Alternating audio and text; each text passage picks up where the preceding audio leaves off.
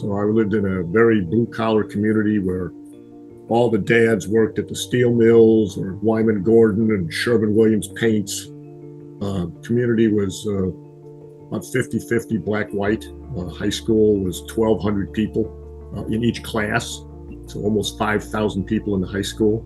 But everybody was the same. I mean, like I say, all our dads were working in the mills or supporting truck drivers or railroad people that were all supporting these big operations that were on the south side. Just a working class community that everybody knew what your dad did, and like you knew certain dads worked third shift, and you just didn't make noise around those houses during the day. That was just part of the respect that you had for what your dads had to do. In the mid-70s, late 70s, the community really changed as these mills closed or cut way back, so it became a very depressed area.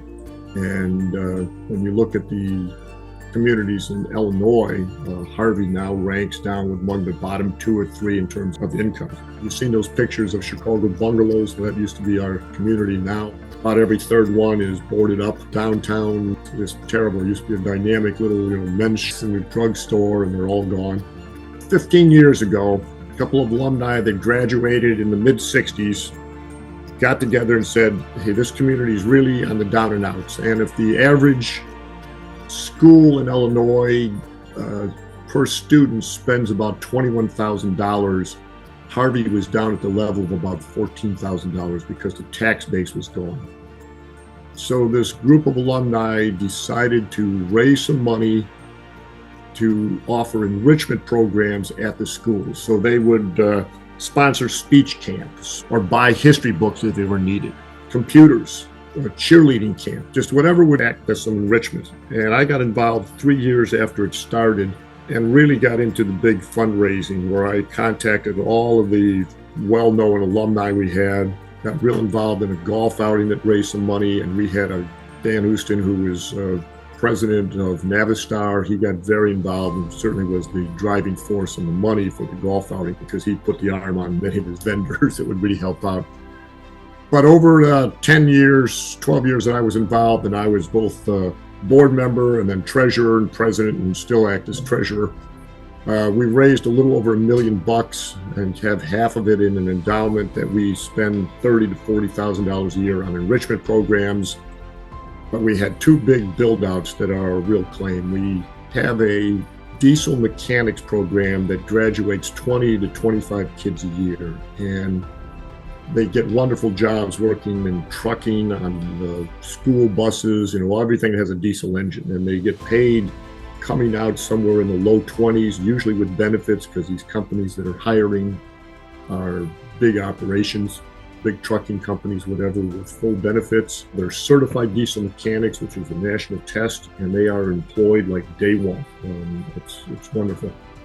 And then I owned a machine shop for the last 15 years and really found machine a really fascinating industry, and also found out what a shortage there were of machinists in the world. So I raised a little more money, and we started a machine shop 3 years ago that has 20 kids in it.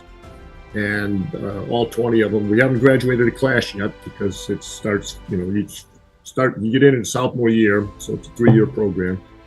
They're in their second year. All of them had summer jobs that were paying $14 to $16 an hour. And we expect to graduate 20 kids this year, which I'm sure they've already got employment. I mean, they could be employed now. But they'll come out making probably somewhere around $20, again, probably with some benefits, because they'll work in these bigger shops. And that's enough that you can make a nice living with a little overtime.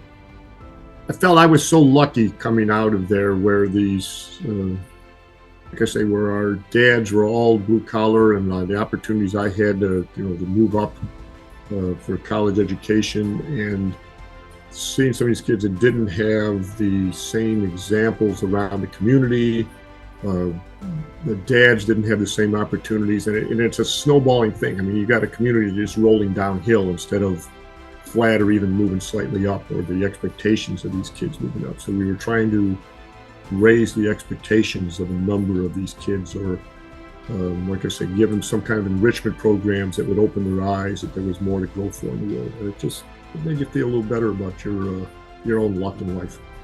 or at least it did for me.